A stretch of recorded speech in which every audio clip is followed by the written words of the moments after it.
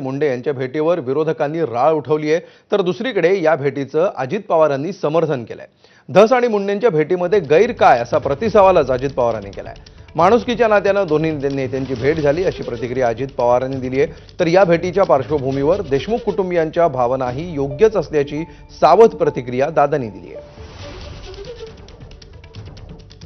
ते मंत्री आहेत, ते दुसरे आमदार आहेत। आपल्यामध्ये यशवंतराव चव्हाण साहेबांनी आपल्याला शिकवलेलं आहे सुसंस्कृतपणा, समजलं।